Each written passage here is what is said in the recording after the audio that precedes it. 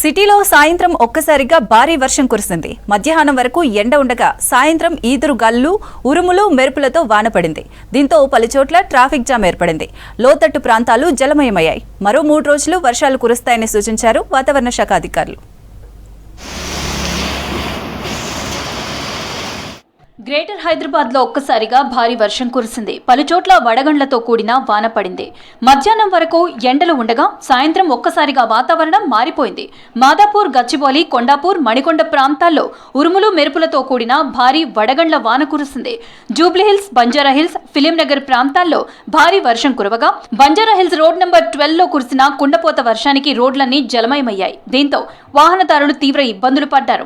పలుచోట్ల భారీగా traffic jam అయింది. దీంతో వాహనాలను నెమ్మదిగా పంపించారు ట్రాఫిక్ పోలీసులు. అల్వాల్, మచ్చబొల్లారం, ఎస్ఆర్ నగర్, మియాపూర్, కూకట్పల్లి, నిజాంపేట పరిసర ప్రాంతాల్లోనూ వర్షం దంచికొట్టింది.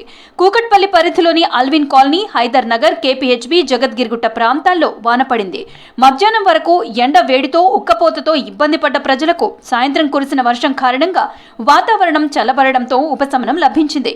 అటు సికింద్రాబాద్, బషీర్బాగ్, అబిడ్స్, కోటి, నారాయణగూడ వంటి ప్రధాన కూడళ్లలోనూ వర్షం కురిసింది. ఉప్పల్, రామంతపూర్, అంబర్పేట్ ప్రాంతాల్లో ఉరుములు, మెరుపులతో వాన పడింది. కుత్బుల్లాపూర్ పరిసర ప్రాంతాల్లో భారీ వర్షం పడింది. సుచిత్ర, కొంపల్లి, గండిమైసమ్మ, దుండిగల్, బాజ్పల్లి ప్రాంతాల్లో మోస్తరు నుంచి భారీ వర్షం కురిసింది.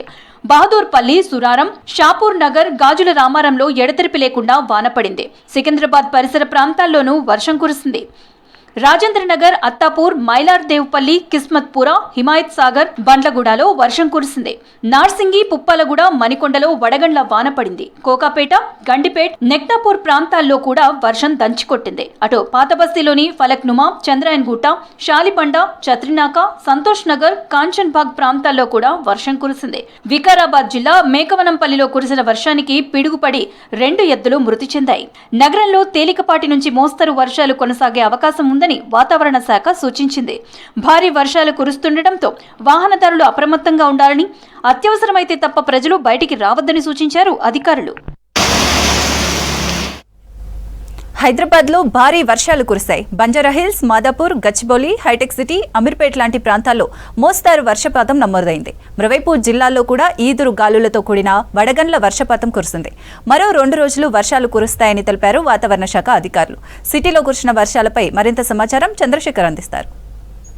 ఒక్కసారిగా వాతావరణం చల్లబడింది. అయితే ఇన్ని రోజులుగా ఈ సిటీలో ఉన్నటువంటి ప్రజలు ఎండలతోటి సతమతమైపోయిన ప్రజలకి ఈ వాతావరణం చల్లబడటం అనేది చాలా వరకు ఉపశమనం కలిగించింది. అయితే ఈరోజు సాయంత్రం 5 గంటల వరకు కూడా ఎండలతో ఉన్నప్పటికీ కూడా సాయంత్రం 6 గంటల నుంచి కూడా ఈ వాతావరణం అనేది ఒక్కసారిగా చల్లబడిపోయి చాలా ప్రాంతాల్లో, సిటీలో ఉన్నటువంటి చాలా ప్రాంతాల్లో ఉరుములు, మెరుపులతో కూడినటువంటి వర్షాలు పడటం జరిగింది. అయితే ఓన్లీ హైదరాబాద్ సిటీయే కాదు, రాష్ట్రంలో ఉన్నటువంటి పలు జిల్లాల్లో కూడా ఈ వర్షపాతం అనేది నమోదవుతోంది. అయితే ప్రస్తుతం మనం ఇక్కడ హైదరాబాద్లో ఉన్నటువంటి జూబ్లీహిల్స్ చెక్ పోస్ట్ దగ్గర ఉన్నాము. అయితే మనం విజువల్స్లో క్లారిటీగా చూడొచ్చు. హైదరాబాద్లో జనరల్గా ట్రాఫిక్ కష్టాలు అనేవి ఎక్కువగా ఉంటాయి. జనరల్గా ఎప్పుడు కూడా ట్రాఫిక్ అనేది ఎక్కువగా ఉంటుంది. అయితే ఇలాంటి సందర్భంలో, వర్షం పడిన సందర్భంలో ఈ ట్రాఫిక్ అనేది మనకి ఎక్కువగా ఉంటుంది. అయితే ఇప్పుడు వర్షం పడటంతో ఈ వాహనాలు కూడా కొంచెం నెమ్మదిగా కదులుతున్నటువంటి పరిస్థితి. ఎందుకంటే చాలా నెమ్మదిగా కదులుతుంటాయి వెహికల్స్. కాబట్టి రాబోయే 2-3 గంటల పాటు కూడా ఇదే పరిస్థితి కొనసాగే అవకాశం మనకు కనపడతా ఉంది. అయితే మరోవైపు చూస్తే మాత్రం ఈ వర్షం రేపటి నుంచి ఈ నెల 31వ తారీఖు వరకు కూడా ఒక మాదిరి నుంచి భారీ వర్షాలు కురిసే అవకాశం ఉందని చెప్పేసి మనకు ఇప్పటికే ఐఎండీ అధికారులు మనకి చెప్పినటువంటి పరిస్థితి మనకు కనపడుతుంది. ఈ నెల 31 వరకు కూడా అక్కడక్కడ సుమారు 40 నుంచి 50 కిలోమీటర్ల ఈదురుగాలులతోటి వడగండ్ల వాన కూడా మనకు పడుతుంది. కాబట్టి ప్రజలందరూ అప్రమత్తంగా ఉండాలని చెప్పేసి ఇప్పటికే ఐఎండీ అధికారులు పలు సూచనలు చేయడం జరిగింది. అయితే ఎట్టి పరిస్థితుల్లో కూడా ఈ వర్షం పడే సమయంలో మాత్రం హైదరాబాదులో ఉన్నటువంటి ప్రజలు తమ గమ్యస్థానాలకు చేరుకునే క్రమంలో వర్షం పడుతుందని చెప్పేసి పెద్ద పెద్ద చెట్ల కింద ఎట్టి పరిస్థితుల్లో ఆగొద్దు. బంగాళాఖాతంలో ఏదైతే అల్పపీడనం అయితే నమోదైందో దానితోటి మనకి తెలంగాణలో ఈ అకాల వర్షాలు కురుస్తాయని ఇప్పటికీ మనకి అధికారులు తెలపడం జరిగింది. కాబట్టి హైదరాబాద్ సిటీతో పాటు తెలంగాణలో ఏమైతే జిల్లాలు ఉన్నాయో వాళ్ళు ప్రజలు కూడా చాలా అప్రమత్తంగా ఉండాలని ఇప్పటికే ఎండి అధికారులు కావచ్చు, ఈ మిగతా అధికారులు ఇప్పటికే పలు సూచనలు జారీ చేశారు. ఒకసారిగా మనం చూసుకుంటే ఈ హైదరాబాద్లో ఇప్పటివరకు కూడా కూకట్పల్లి, నిజాంపేట, షేర్లింగంపల్లి, గచ్చిబౌలి, మియాపూర్, మాదాపూర్, హైటెక్ సిటీ, గాజుల రామారం, బాలానగర్, ఖైరతాబాద్, సికింద్రాబాద్, బేగంపేట, ఆల్వాల్ అయితే ఈ ప్రాంతాలలో ఇప్పటికీ వర్షపాతం ఎక్కువగా నమోదైనట్టుగా మనకు తెలుస్తూ ఉంది. దీంతోపాటు మనకి రాష్ట్రంలో చూసుకుంటే ఆదిలాబాద్, కొమరంభీం ఆసిఫాబాద్, నిర్మల్, నిజామాబాద్, వికారాబాద్, సంగారెడ్డి, మెదక్, కామారెడ్డి, మహబూబ్నగర్ జిల్లాలో ఉరుములు మెరుపులతో కూడినటువంటి వర్షాలు ఇప్పటివరకు మనకు నమోదైనట్టుగా తెలుస్తుంది. అయితే రేపటి నుంచి మనకి 31వ తారీఖు వరకు కూడా ఈ వర్ష ప్రభావం అనేది మనకు కనపడుతూ ఉంది. అయితే 2 రోజుల తర్వాత ఈ వర్ష ప్రభావం దాని యొక్క దిశని మార్చుకొని ఏది తెలంగాణలో ఉన్నటువంటి పశ్చిమ జిల్లాలు ఏదైతే ఉన్నాయో సంగారెడ్డి, నిజామాబాదు, ఉత్తరాన చూసుకుంటే ఆదిలాబాద్ ఈ జిల్లాల మీద ఎక్కువగా వర్షపాతం అనేది నమోదు అవుతున్నట్టుగా మనకి చెప్తా ఉన్నారు. దాని తర్వాత చూసుకుంటే 2 రోజుల తర్వాత అంటే 28 ఆ తారీఖు నుంచి మళ్ళీ దాని దిశను మార్చుకొని తెలంగాణలో ఉత్తర జిల్లాలైనటువంటి ఖమ్మం కావచ్చు, భద్రాద్రి కొత్తగూడెం, దాని తర్వాత చూసుకుంటే జయశంకర్, భూపాలపల్లి జిల్లా ఈ జిల్లాలకు ఎక్కువగా వర్షపాతం నమోదవుతుందని మనకు చెప్తా ఉన్నారు. మొత్తం మీద అయితే ఈ తెలంగాణలో కురుస్తున్నటువంటి ఈ అకాల వర్షాల కారణంగా అయితే ప్రజలు పగటిపూట ఉష్ణోగ్రత చూసుకుంటే మనకి కొద్దిగా చల్లబడిన వాతావరణం మనకు కనపడుతుంటుంది. అదే రైతుల పూట చూసుకునేసరికి ఈ వారం రోజులు కూడా వర్షాలు పడే అవకాశాలు ఎక్కువ ఉంటున్నాయి. కాబట్టి జిల్లాలతో పాటు హైదరాబాదు నగర ప్రజలు కూడా ఎట్టి పరిస్థితుల్లో ఈ వర్షాలని తేలిగ్గా తీసుకోవద్దు. అకాల వర్షాలు దీంతో చాలా హెల్త్ ఇష్యూస్ కూడా వస్తూ ఉంటాయి. కాబట్టి ఈ సమయంలో ట్రాఫిక్ కష్టాలు కూడా ఎక్కువైతే ఉంటాయి. దీన్ని తప్పించడానికి ట్రాఫిక్ పోలీసులు కూడా ఎప్పటికప్పుడు అప్రమత్తతో ఉంటున్నారు. కాబట్టి ప్రజలు చాలా జాగ్రత్తగా ఉండాలని చెప్పేసి అధికారులు పలుమార్లు హెచ్చరికలు జారీ చేస్తున్నారు. కెమెరామ్యాన్ మధుతో చందు, V6 న్యూస్, హైదరాబాద్. ఆహారం, సరుకు రవాణా, లాజిస్టిక్స్ వంటి సేవలు అందిస్తున్న రాష్ట్రంలోని 4 లక్షల మందికి పైగా గిగ్ వర్కర్స్ కు రక్షణ కల్పించే దిశగా రాష్ట్ర ప్రభుత్వం చర్యలు చేపట్టింది. ఈ శ్రామిక శక్తి విభాగానికి సామాజిక భద్రత, సంక్షేమ నిధిని ఏర్పాటు చేయడానికి ప్రత్యేక చట్టాన్ని తీసుకొచ్చింది. ఇటీవల కేంద్రం ప్రవేశపెట్టిన సోషల్ సెక్యూరిటీ కోడ్కు కొన్ని మార్పులు చేసి రాష్ట్ర కేబినెట్ ఆమోదం తెలిపింది.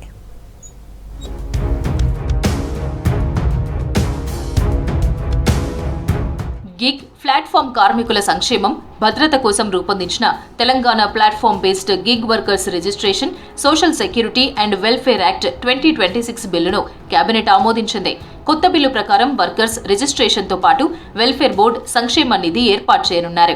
ఈ బిల్లు గిగ్ వర్కర్లకు చట్టబద్దమైన గుర్తింపు, సామాజిక భద్రత, వారి హక్కులకు రక్షణ లభిస్తుంది. గతంలో మంత్రివర్గం ఆమోదించిన బిల్లును ఇటీవల కేంద్రం ప్రవేశపెట్టిన సోషల్ సెక్యూరిటీ కోడ్కు అనుగుణంగా కేబినెట్ ఆమోదించింది.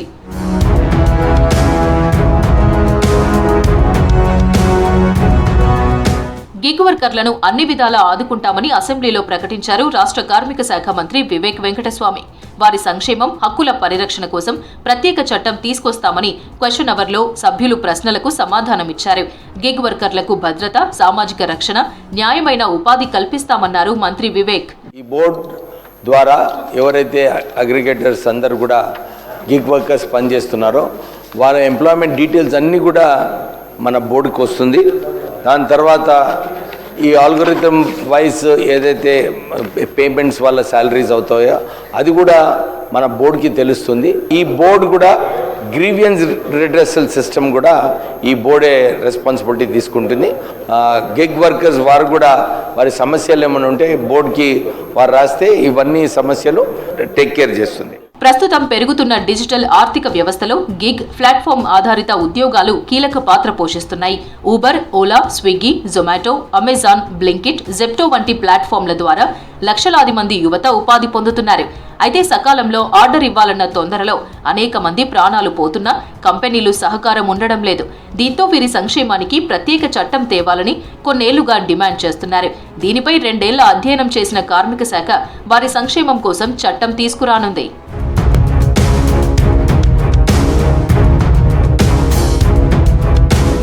తెలంగాణ గిగ్ వర్కర్స్ చట్టం అమల్లోకి వస్తే సరైన కారణం లేకుండా ఎంప్లాయీస్ ను తొలగించడం కుదరదు. ఒకవేళ తొలగించాలంటే ముందే నోటీస్ ఇవ్వాలి. వర్క్, రేటింగ్లు, బోనస్ వంటి అంశాల్లో అల్గారిథంలలో ట్రాన్స్పరెన్సీ ఉండాలని తెలిపింది గిగ్ బిల్లు. ఇటువంటి విధానం తమ భద్రతకు భరోసా ఇస్తుందంటున్నారు గిగ్ వర్కర్లు. ఇంతకుముందు ప్లాట్ఫామ్ కంపెనీలు ఏవైనా కూడా విచ్చలవిడిగా ఎట్లా పడితే అట్లా ఏది పడితే అది వాళ్ళు చేసుకోవడానికి వీలు ఉంటుండే. కానీ ఇప్పుడు ముందు ఇట్లాంటి చేసుకోవడానికి అర్హత ఉండదు. చట్టంలో ఏముంది, చట్టంకి విరక్తిగా ఎవరు చేయడానికి ఉండకపోవచ్చు ముందు. అట్ ద సేమ్ టైం ఈ బోర్డు రావడం వల్ల మన అందరికీ గిగ్ మరియు ప్లాట్ఫామ్ వర్కర్లకు ESIC, PF, health, maternity, pension ఇలాంటి ముందు అన్ని స్కీమ్స్ కూడా ఆ బోర్డులో డిజైన్ అయిపోయి రావడానికి అవకాశం ఉంది. ప్రభుత్వం తీసుకొస్తున్న గిగ్ వర్కర్స్ చట్టంతో రాష్ట్రంలోని 4,20,000 మంది కార్మికులకు లబ్ధి చేకూరుతుందంటున్నారు నిపుణులు.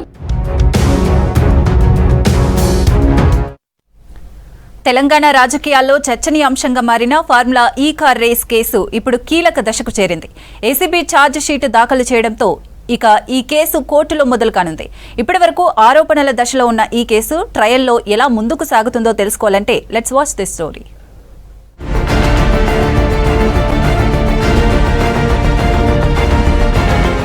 ఫార్ములా ఈ రేస్ కేసు ఇప్పుడు విచారణ దశకు చేరింది. హైదరాబాద్ నాంపల్లి ఏసీబీ కోర్టులో ఛార్జ్ షీట్ దాఖలు చేశారు. మాజీ మంత్రి కేటీఆర్ ని ప్రధాన నిందితుడిగా తెలుపుతూ ఐఏఎస్ అధికారి అరవింద్ కుమార్, బిఎల్ఎన్ రెడ్డి, కిరణ్ మల్లేశ్వరరావు, బ్రిటన్ కి చెందిన ఎఫ్ఈఓ సంస్థను కూడా ఏసీబీ నిందితుల జాబితాలో చేర్చింది. సుమారు 55 కోట్ల రూపాయలను నిబంధనలకు విరుద్ధంగా విదేశీ సంస్థలకు మళ్లించారని, 45 కోట్లు ఎలక్టోరల్ బాండ్ల రూపంలో రాజకీయ లాభం పొందారని ఏసీబీ ఆరోపిస్తోంది. ఈ వ్యవహారాన్ని స్పష్టమైన క్విడ్ ప్రోకోగా ఛార్జ్ షీట్ లో తెలిపారు అధికారులు.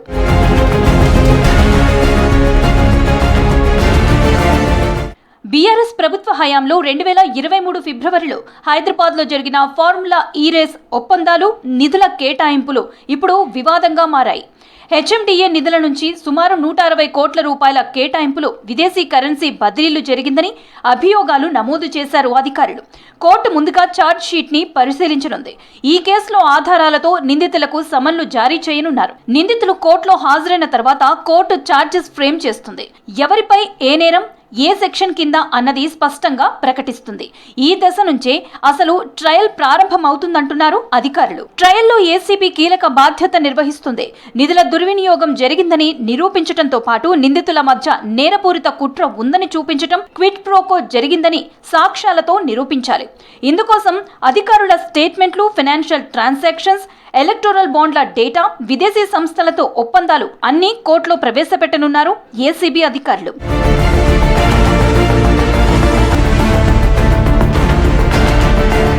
ఛార్జ్షీట్ దాఖలుతో ఈ కేసు కీలక మలుపు తిరిగింది. ఇకపై కోర్టులో జరిగే వాదన, ప్రతివాదన, ఆధారాలు ఈ కేసు దిశను నిర్ణయించబోతున్నాయి. ఫార్ములా ఈ రేస్ కేసు ఇప్పుడు లీగల్ ఫైట్ గా మారింది. ట్రయల్లో ఏం తేలుతుందనేది పొలిటికల్ సర్కిల్లో చర్చిస్తున్నారు.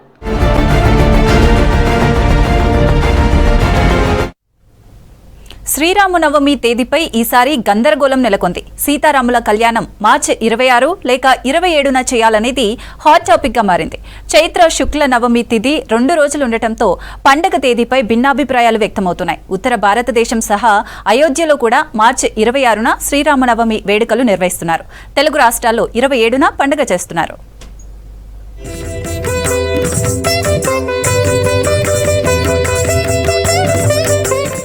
ఎంతో భక్తి శ్రద్ధలతో నిర్వహించే పండుగ శ్రీరామనవమి.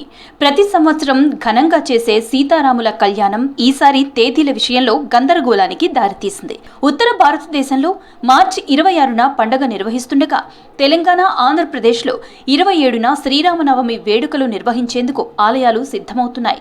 భద్రాచలం ఆలయంలో శ్రీరామనవమి ఉత్సవాల కోసం భారీ ఏర్పాట్లు చేస్తున్నారు. రాముడు అనంటే ధర్మానికి మూర్తి భవించినటువంటి ఒక విగ్రహ రూపమే రాముల వారు. అలాంటి రాముల వారు శ్రీరామనవమి అని మనము పిలుచుకునేటువంటి నవమి రోజున ఆవిర్భవించినాడు. శ్రీ మహావిష్ణువు ఎత్తినటువంటి దశావతారాలలో 7వ అవతారమైనటువంటిది రామావతారం. ఈ రామావతారము త్రేతాయుగం లోపల చైత్రమాసంలో శుక్లపక్షమి రోజున మధ్యాహ్నము అభిజిత్ సమయంలో రామజననము జరిగింది. శ్రీరాముడు చైత్ర శుద్ధ నవమి రోజు పునర్వసు నక్షత్రం వేళ కర్కాటక లగ్నం అభిజిత్ ముహూర్తంలో మధ్యాహ్నం 12 గంటల సమయంలో జన్మించారని పురాణాలు చెప్తున్నాయి. దీంతో మార్చి 26న తిథి మధ్యాహ్నం కలిపి వస్తుందని, 27న తిథి కొనసాగి ఉదయం 10 గంటల వరకు ఉందంటున్నారు పండితులు. కానీ భద్రాచలంలో సీతారాముల కళ్యాణం మార్చి 27న, మార్చి 28న పట్టాభిషేకం ఘనంగా జరగనుంది. భక్తులు తమ ప్రాంత ఆచారాన్ని అనుసరించి పండుగను నిర్వహిస్తారని తెలిపారు పండితులు. రాముల వారు పుట్టిన సమయం లోపల నవమి మధ్యాహ్నానికి ఉంది. అదే సమయంలో పునర్వసు నక్షత్రం ఉంది, కర్కాటక లగ్నం ఉంది, 5 గ్రహాలు ఉచ్చ స్థానంలో ఉన్నాయి అనేటువంటిది మనకు రామాయణం ప్రకారంగా తెలుస్తుంది. అయితే అద్వైత సాంప్రదాయం పాటించేటువంటి వాళ్ళు నవమికి ప్రాధాన్యత ఇచ్చి నవమి రోజున శ్రీరామనవమి జరుపుకుంటున్నారు. పునర్వసు నక్షత్రము రోజున వాళ్ళు ఎంచుకున్నటువంటి సాంప్రదాయం ప్రకారంగా శ్రీరామనవమి జరుపుకుంటున్నారు. మనము ఈ గ్రంథాలను, పురాణ ఇతిహాసాలను పూర్తిగా క్షుణ్ణంగా పరిశీలించినట్టయితే నవమి మధ్యాహ్నానికి ఉన్న రోజుననే శ్రీరామనవమి జరుపుకోవాలి. ఒక రాష్ట్రం తిథి ప్రారంభాన్ని పరిగణలోకి తీసుకుంటే మరో రాష్ట్రం సూర్యోదయ సమయానికి ఉన్న తిథిని పాటిస్తారన్నారు పండితులు.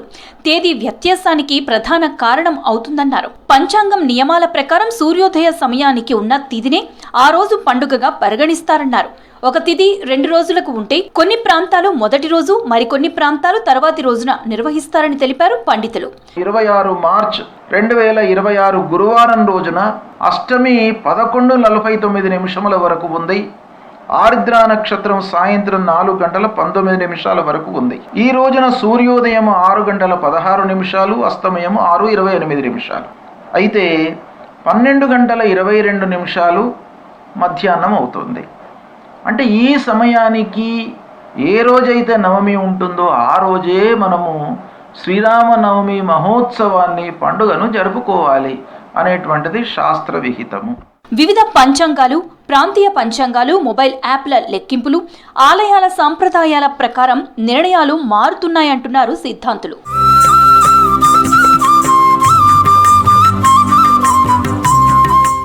షేక్పేట్లో అత్యధికంగా 5 సెంటీమీటర్ల వర్షం కురిసింది. కాజాగూడ, మియాపూర్ 3, గచ్చిబౌలిలో 3 సెంటీమీటర్ల వర్షం కురిసింది. ముసాపేట్, మాదాపూర్, బాల్నగర్, లంగర్ హౌస్, కేపీహెచ్పీ కాలనీ, అత్తాపూర్లలో 2 సెంటీమీటర్ల వాన పడిందని తెలిపారు వాతావరణ శాఖ అధికారులు.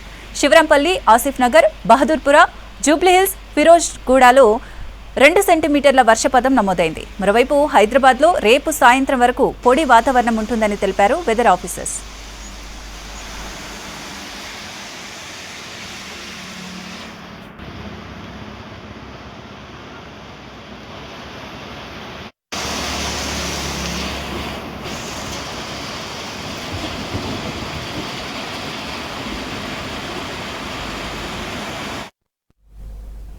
దేశవ్యాప్తంగా ఎయిర్ కండిషనర్ల ధరలు మళ్లీ పెరుగుతున్నాయి. ఇప్పటికే జనవరిలో పెరిగిన ధరలకు తోడు ఏప్రిల్ నెలలో మరోసారి 10 నుంచి 12% వరకు ధరలు పెరిగే అవకాశం ఉందని చెబుతున్నాయి పరిశ్రమ వర్గాలు. ఎల్పీజీ గ్యాస్ షార్టేజ్, ముడి పదార్థాల ధరలు పెరగడమే కారణమంటున్నారు వ్యాపారులు.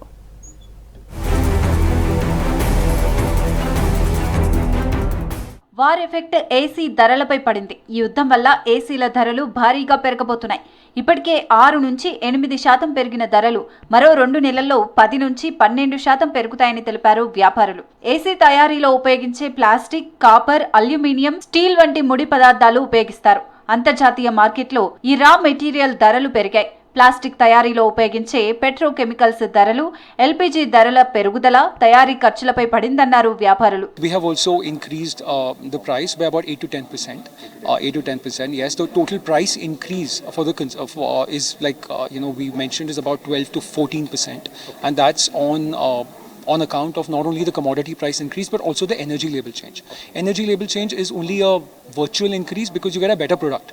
The 5-star has become a 4-star of yesterday's 5-star became 4-star today. వేసవి ప్రారంభం కావడంతో ఏసీలకు భారీగా డిమాండ్ పెరిగింది. ఇదే సమయంలో ధరలు పెరగడంతో వినియోగదారులపై అదనపు భారం పడుతోంది. ఎల్పీజీ, ముడి చమురు ధరలు ఇలాగే కొనసాగితే భవిష్యత్తులో ఏసీ ధరలు కూడా పెరుగుతాయంటున్నారు నిపుణులు. దీనికి తోడు ట్రాన్స్పోర్ట్ ఖర్చులు, దిగుమతి సుంకాలు కూడా ధరలపై ప్రభావం చూపుతున్నాయని తెలిపారు experts. So you're getting a better product for sure.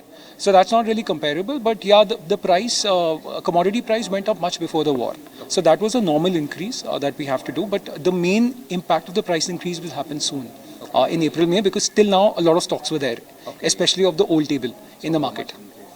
So about 10% is what consumers can expect. But the good part is that so overall will be about 10 to 12%. But the good part is the GST reduction which happened in September that has got down by 8%. So the net impact to the consumer will be about 4 to 5%. యుద్ధం ప్రభావం ఏసీల ధరలపై పడడంతో కొనుగోళ్లు కూడా తగ్గాయంటున్నారు వ్యాపారులు.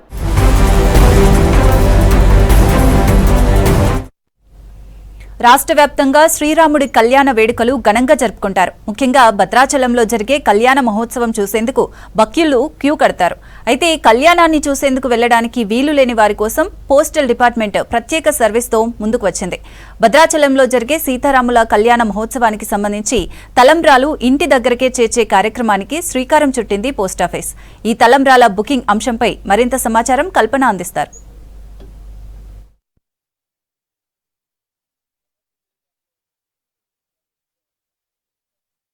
సీతారాముల కళ్యాణం లోక కళ్యాణం. సీతారాముల కళ్యాణం చూడడానికి చాలామంది ఇష్టపడుతూ ఉంటారు. ముఖ్యంగా ఇటు అయోధ్యలో జరిగే కళ్యాణం కావచ్చు, అదేవిధంగా ఇటు భద్రాచలంలో జరిగే సీతారాముల కళ్యాణంకు సంబంధించి పాల్గొనాలని చెప్పేసి అక్కడి నుంచి తలంబ్రాలు తెచ్చుకోవాలని చెప్పేసి చాలామంది కూడా ఇంట్రెస్ట్ చూపిస్తూ ఉంటారు. అదేవిధంగా ఇప్పటికే ఇటు పోస్టల్ ఆఫీస్కి సంబంధించి ఇంటి వద్దకే తలంబ్రాలని చెప్పేసి ఒక నూతన స్కీమ్ కూడా తీసుకొచ్చింది. ప్రతి సంవత్సరం కూడా ఎవరైతే అప్లై చేసుకుంటారో వారికి ఇంటి వద్దకే తలంబ్రాలు కూడా పంపిస్తూ ఉంది. అదేవిధంగా కూడా ఇటు శ్రీరామనవమికి కావచ్చు, అదేవిధంగా ఎప్పుడైనా గిఫ్టింగ్ పర్పస్లో ఇవ్వాలంటే రామ జన్మభూమి అయోధ్యలో ఉన్న మందిర్కి సంబంధించి కావచ్చు, అదేవిధంగా ఒక సావనీర్ రూపంలో ఫోటో ఫ్రేమ్లో కూడా స్టాంపులతో ఒక గిఫ్టింగ్ పర్పస్లో కూడా పోస్ట్ ఆఫీస్ ముందుకు తీసుకొచ్చింది. మరి దాని గురించి మరిన్ని విషయాలు తెలుసుకుందాం. మరి మనతో పాటు ఇటు అబిడ్స్కి సంబంధించి, జీపీఓకి సంబంధించి అధికారులు ఉన్నారు. ఒకసారి వారితో కూడా మాట్లాడదాం. సురేష్ గారు, ముఖ్యంగా సీతారాముల కళ్యాణం కావచ్చు, నార్మల్గానే శ్రీరాముడు అంటే చాలామంది ఇష్టపడుతూ ఉంటారు. సో వాటికి సంబంధించి కావచ్చు, గిఫ్టింగ్ పర్పస్లో ఎప్పుడు తీసుకొని వచ్చారు, దాంతోపాటు దీని స్పెషాలిటీ ఏంటి? ఇది మనకు 18th జనవరి 2024లో ప్రధానమంత్రి నరేంద్ర మోడీ చేతుల గారి మీదుగా ఆవిష్కరించారు. దీని పేరు శ్రీ రామజన్మభూమి సావనీర్ అండి. ఇది దేనికి గుర్తుగా రిలీజ్ చేయించారంటే, రామజన్మభూమి టెంపుల్ మనకు అయోధ్యలో కట్టారు. దాన్ని గుర్తుగా ఎల్లకాలం చిరకాలం గుర్తుండిపోవాలని, దాన్ని గుర్తుంచుకోవడానికి మనకి కమ్మమరేటివ్ సావనీర్ని రిలీజ్ చేశారు 2024 18th జనవరిన. సో దీని విశిష్టతలు ఏంటిదంటే, మనకు ముందుగా ఇందులో 6 స్టాంపులు ఉంటాయండి. ఒకటి రామజన్మభూమి టెంపుల్ మధ్యలో ఉంటుంది, దానికి చుట్టూ మన దేవుళ్ళ విగ్రహాలు ఉంటాయి, వినాయకుడు కానీ, హనుమాను, జటాయువు ఇలా. ఇందులో మిగతా స్టాంపులకి దీనికి తేడా ఏంటిదంటే, ఇందులో కొన్ని విశిష్టమైన లక్షణాలు ఉన్నాయి దీనికి. మొదటిది ఏంటిదనంటే, ఈ స్టాంప్ డిజైన్ స్పెషల్గా ఉంటుంది, రెగ్యులర్ స్టాంప్ లాగా ఉండదు. సెకండ్ వచ్చేసి ఇందులో మనకి ఇక్కడ ఒక మార్క్ కనిపిస్తుంది ఇలా. ఇది సరయు రివర్ నుంచి తీసుకొచ్చిన ఒక వాటర్ డ్రాప్ ఇది.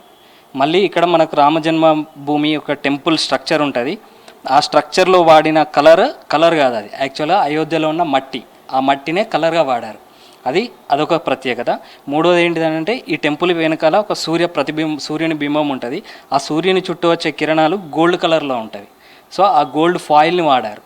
ఇది కూడా ఒక ప్రత్యేకత. అన్నిటికి మించి దీన్ని మనం దగ్గరగా తీసుకున్నప్పుడు చందనం ఫ్రాగ్రెన్స్ వస్తుంది, చందనం స్మెల్ చాలా పవిత్రంగా భావిస్తాం మన దగ్గర.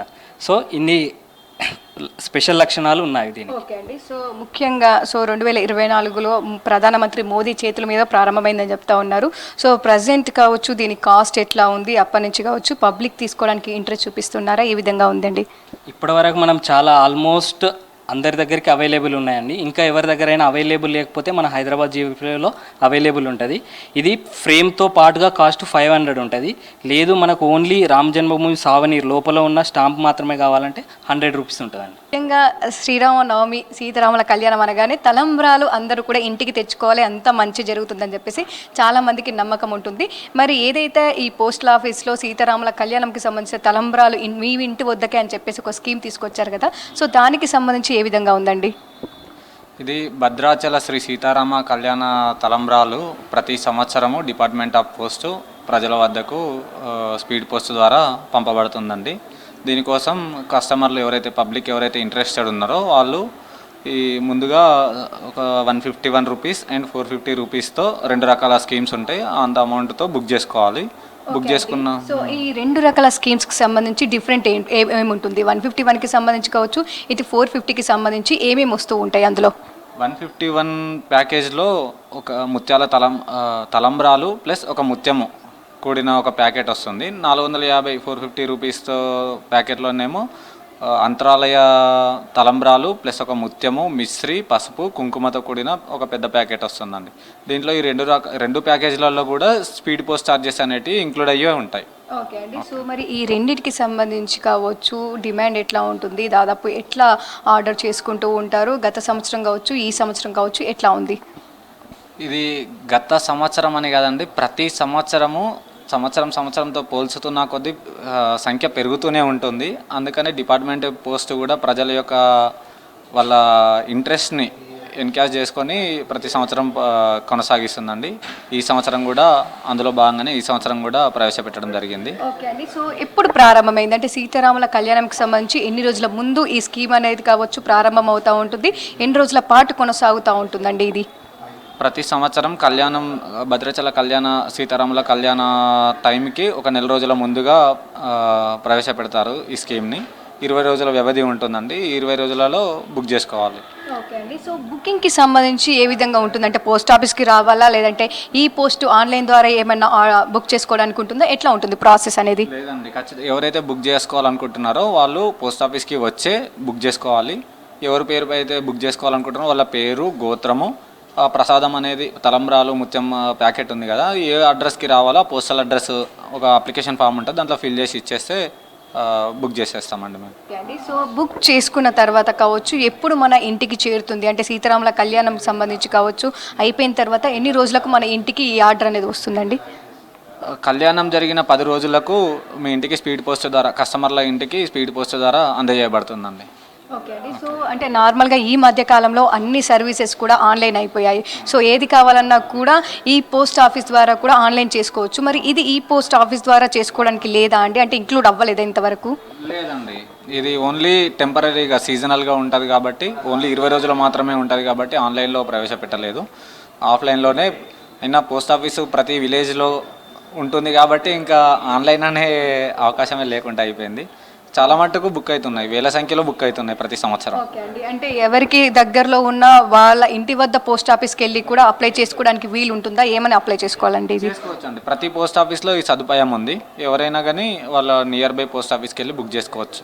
రేపే చివరి తేదీ ఉండడంతో కూడా ఎవరికైతే కావాలో వాళ్ళందరూ కూడా తమ ఇంటి వద్ద నియర్ బై ఏదైతే పోస్ట్ ఆఫీస్ ఉంటుందో అక్కడికి వెళ్ళి ఆర్డర్ చేసుకోవాలని చెప్పేసి, ఆర్డర్ చేసుకున్న తర్వాత కళ్యాణం అనంతరం కూడా 10 రోజులలో మన ఇంటి వద్దకే చేరుస్తామని చెప్తా ఉన్నారు. ఇవి భద్రాచలం సీతారాముల కళ్యాణంకి సంబంధించి తలంబ్రాలకు సంబంధించిన ఇన్ఫర్మేషన్. కెమెరా పర్సన్ సాయితో కల్పన, V6 న్యూస్, హైదరాబాద్. హైదరాబాద్లో ప్రాపర్టీ ట్యాక్స్ బకాయిదారులపై జీహెచ్ఎంసీ కఠిన చర్యలు మొదలుపెట్టింది. ఏళ్ల తరబడి పన్నులు చెల్లించని కమర్షియల్ భవనాలను సీజ్ చేస్తున్నారు అధికారులు. ఫైనాన్షియల్ ఇయర్ ముగియడానికి కొన్ని రోజులు మాత్రమే ఉండటంతో పన్నుల వసూలపై అధికారులు ఫోకస్ పెట్టారు. ఇప్పటికే 2300 కోట్ల రూపాయల ట్యాక్స్ వసూలు చేసినా ఇంకా భారీగా బకాయిలు ఉండటంతో ఎక్కడికక్కడ చేస్తున్నారు మున్సిపల్ అధికారులు.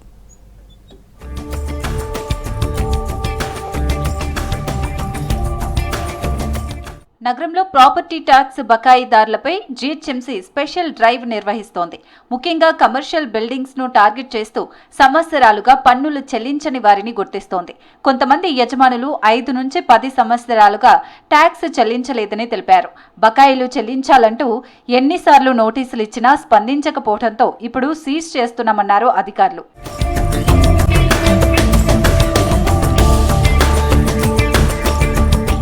జీహెచ్ఎంసీ, సైబరాబాద్, మల్కాజ్గిరి కార్పొరేషన్ల పరిధిలో ఈ ఆర్థిక సంవత్సరానికి 3000 కోట్ల రూపాయల ప్రాపర్టీ ట్యాక్స్ వసూలు లక్ష్యాన్ని నిర్దేశించుకున్నారు అధికారులు. ఇప్పటి వరకు 2300 కోట్లకు పైగా వసూలు చేసినప్పటికీ ఇంకా 700 కోట్లకు పైగా పన్ను పెండింగ్లో ఉంది. మొత్తం 28,20,000 ఆస్తుల్లో 19 లక్షల ఆస్తులే ట్యాక్స్ చెల్లించగా మిగిలిన 9 లక్షల ఆస్తుల యజమానులు ఇంకా బకాయిలు చెల్లించలేదన్నారు అధికారులు.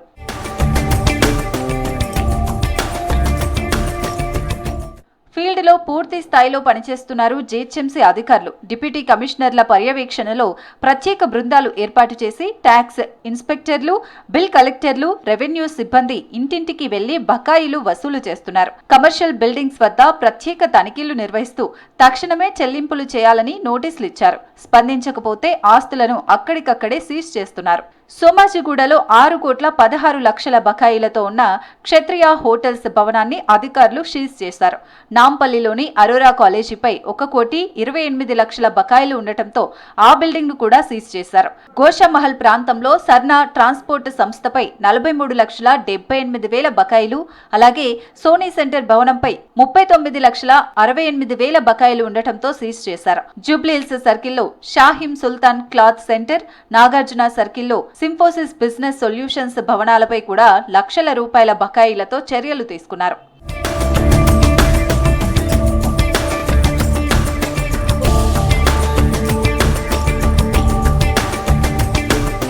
బకాయిలు చెల్లించని యజమానులకు జీహెచ్ఎంసీ అధికారులు చివరి నోటీసులు జారీ చేశారు. వెంటనే ట్యాక్స్ చెల్లించకపోతే భవనాలను సీజ్ చేయడంతో పాటు చట్టపరమైన చర్యలు తీసుకుంటామని హెచ్చరించారు. ఓటీఎస్ పథకం కింద వడ్డీపై 90% వరకు రాయితీ పొందే అవకాశం ఉందని వెంటనే వినియోగించుకుని బకాయిలు క్లియర్ చేసుకోవాలని సూచిస్తున్నారు అధికారులు. ప్రాపర్టీ ట్యాక్స్ వసూళ్లలో లక్ష్యాన్ని చేరుకునేందుకు ట్రై కమిషనరేట్ల అధికారులు వర్క్ స్పీడ్ పెంచారు. బకాయిలు చెల్లించని యజమానుల బిల్డింగ్లను సీజ్ చేస్తున్నారు.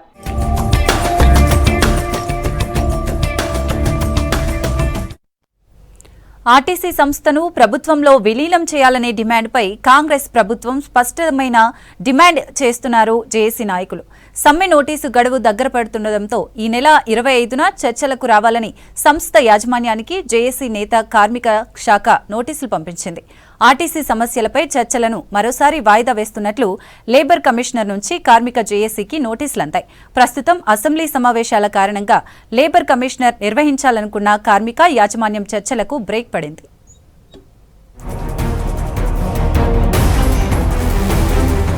ఆర్టీసీని ప్రభుత్వంలో విలీనం చేయడంతో పాటు సంస్థలోకి యూనియన్లను అనుమతించాలనే డిమాండ్లను జేఏసీ నేతలు ప్రభుత్వం ముందు పెట్టారన్నారు రవాణా శాఖ మంత్రి పొన్నం ప్రభాకర్.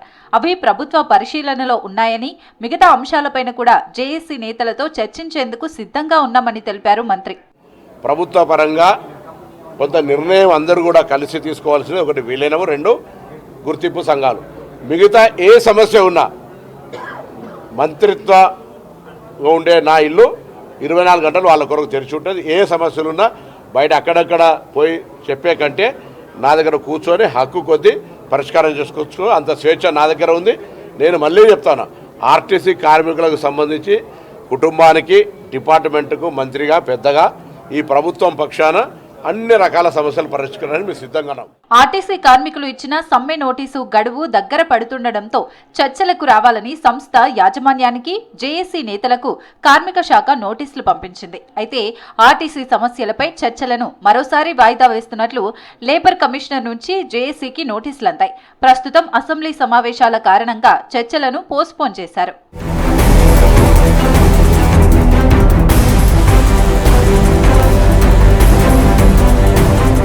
సమ్మె నోటీసు ఎందుకు ఇవ్వాల్సి వచ్చిందో అందుకు తగిన కారణాలు, ఆధారాలతో రావాలని జేఏసీ నేతలను సూచించారు జాయింట్ కమిషనర్. ఆర్టీసీ తరపున ఆఫీసర్లు మాత్రమే పాల్గొనాలని నోటీసులు ఇచ్చారు. అయితే కార్మిక పక్షాన ఉండాల్సిన కార్మిక శాఖ వాయిదాల పేరుతో పక్కన పెడుతోందంటున్నారు ఆర్టీసీ కార్మిక సంఘాల జేఏసీ నేతలు. అసెంబ్లీ సమావేశాలు జరుగుతున్నప్పుడు మరి లేఖ ఇచ్చినప్పుడు మళ్ళీ ఇప్పుడు 25వ తారీఖు నాడు అదే అసెంబ్లీ సమావేశాలు జరుగుతున్నప్పుడు పోస్ట్పోన్ చేసినటువంటి గత్యంతరం ఏమొచ్చింది? దీనికి స్పష్టం చేయాలి. మేము ఒకటే చెప్తున్నాము, మేము లేబర్ డిపార్ట్మెంట్ అన్నది కార్మికులకు పక్షపాతంగా ఉండాలి తప్ప కార్మికులకు కక్షపాతంగా ఉండకూడదని చెప్పేసి మేము జేఏసీగా మేము మీకు గుర్తు చేస్తూ, రేపు రాబోయే రోజులలో కార్మిక శాఖ ఆర్టీసీ కార్మికుల సమస్యలు పరిష్కారం చేయడానికి చొరవ తీసుకున్నట్లయితే మరి రాబోయే రోజులలో చలో లేబర్ కమిషనర్ ముట్టడికి కూడా మేము వెనకడుగు వేయమని చెప్పేసి కూడా ఈ యొక్క లేబర్ డిపార్ట్మెంట్ మేము హెచ్చరిస్తా ఉన్నాం. సమ్మె సైరన్ కు ఈ నెల 26 వరకు డెడ్ లైన్ విధించింది ఆర్టీసీ జేఏసీ. కాంగ్రెస్ మేనిఫెస్టోలో చెప్పినట్లుగా ఆర్టీసీని ప్రభుత్వంలో విలీనం చేయాలన్నారు. గుర్తింపు పొందిన కార్మిక సంఘాల ఏర్పాటుకు ప్రభుత్వం సానుకూలత చూపాలని డిమాండ్ చేస్తున్నారు ఆర్టీసీ జేఏసీ నాయకులు. మా యొక్క జేఏసీ షెడ్యూల్ అంతా రేపు రాబోయే రోజులలో రేపటి నుంచే మేము అన్ని జిల్లాలకు అన్ని డిపోలకు వెళ్ళేసి సమావేశాలు ఏర్పాటు చేస్తాం. అందులో భాగంగా రేపు 26వ తారీఖు నాడు జాతీయ కార్మిక సంఘాలతో రౌండ్ టేబుల్ సమావేశం కూడా ఏర్పాటు చేయడానికి జేసీ ఏర్పాటు చేసింది. రేపు అన్ని కార్మిక సంఘాలు వస్తాయి.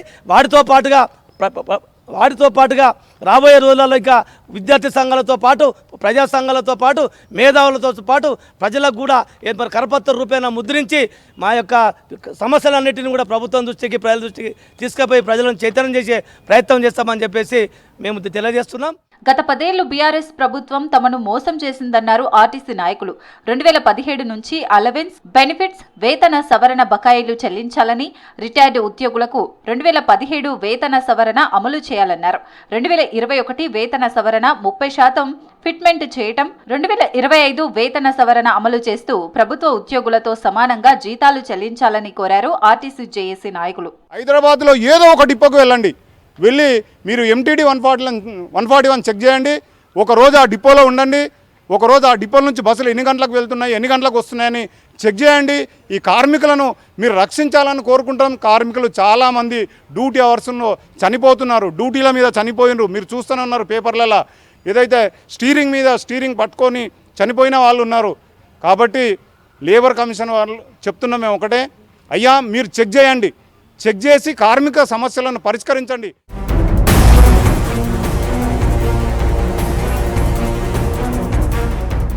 టీజీఎస్ఆర్టీసీలో ఆర్టీసీ కార్మికులందరూ కూడా గత 2 సంవత్సరాల నుంచి మా యొక్క సమస్యలు పరిష్కారం కాలేదు అని అసహనానికి గురై ఉన్నారు. దీన్ని ముఖ్యమంత్రి గారు వెంటనే గుర్తించాల్సిన అవసరం ఉందని మరి గౌరవ ముఖ్యమంత్రి గారికి, అదేవిధంగా రాష్ట్ర రవాణా శాఖ మంత్రి గారికి విజ్ఞప్తి చేస్తూ ఉన్నాం. తెలంగాణ జాతీయ మజ్దూర్ యూనియన్ ఆధ్వర్యంలో మా ముఖ్యమంత్రి గారికి, అదేవిధంగా రాష్ట్ర రవాణా శాఖ మంత్రి గారికి, మరి ఎండి గారు కూడా ఈ యొక్క సమస్యల గురించి తెలియజేయడం జరిగినది. మీరు మేనిఫెస్టోలో ఏవైతే అంశాలు పెట్టినరో, ఏదైతే ఆర్టీసీ ఉద్యోగులను ప్రభుత్వంలో విలీనం చేస్తామని, అదేవిధంగా యూనియన్లను అనుమతిస్తామని, వేతన సవరణ చేస్తామని, రావాల్సిన బకాయిలు ఇస్తామని ఈ ప్రధానమైన డిమాండ్లను మీరు మేనిఫెస్టోలో పెట్టడం జరిగింది. ఆ యొక్క మేనిఫెస్టోలో పెట్టిన అంశాలను మీరు తప్పకుండా నెరవేర్చాలని మీకు విజ్ఞప్తి చేస్తా ఉన్నాం. సమ్మెపై మరోసారి చర్చించి నిర్ణయం తీసుకుంటామని తెలిపారు ఆర్టీసీ జేఏసీ నాయకులు. ఈ నెల 26 నుంచి ఎప్పుడైనా సమ్మెకు దిగే అవకాశం ఉందన్నారు కార్మికులు.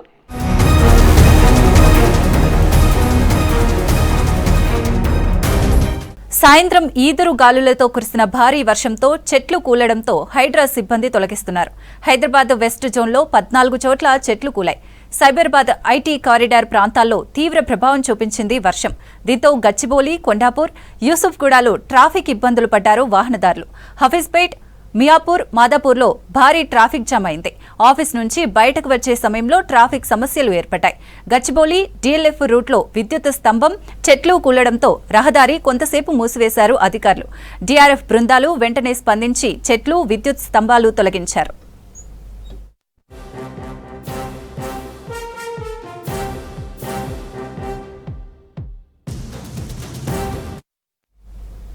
హైదరాబాద్లో రోజురోజుకు వాహనాల సంఖ్య పెరుగుతోంది. దీంతో ట్రాఫిక్ నియంత్రణ పోలీసులకు పెద్ద సవాల్గా మారింది.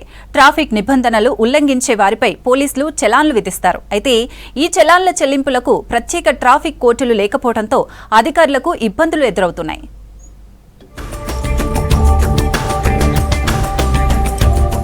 హైదరాబాద్లో చాలా మంది వాహనదారులు ట్రాఫిక్ నిబంధనలు ఉల్లంఘించినప్పటికీ చలాన్లు చెల్లించడంలో నిర్లక్ష్యం చూపుతున్నారు. ప్రత్యేక కోర్టులు లేకపోవడంతో ఈ కేసులు సాధారణ కోర్టుల్లోనే విచారణకు వెళ్లాల్సి వస్తుంది. దీనివల్ల కేసులు ఎక్కువ కాలం పెండింగ్లో ఉంటున్నాయి.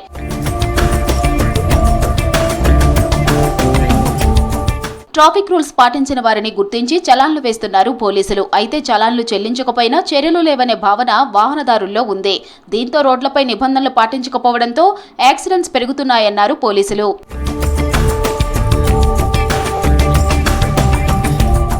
మొబైల్ ట్రాఫిక్ కోర్టులు ఏర్పాటు చేస్తే ఈ సమస్యకు పరిష్కారం లభిస్తుందంటున్నారు పోలీసులు. వీటితో ట్రాఫిక్ కేసులు వేగంగా పరిష్కారం అవుతాయని తెలిపారు. వాహనదారులు కూడా చలాన్లు వెంటనే చెల్లిస్తారన్నారు. దీంతో ట్రాఫిక్ నిబంధనలు పాటిస్తారన్నారు పోలీసులు.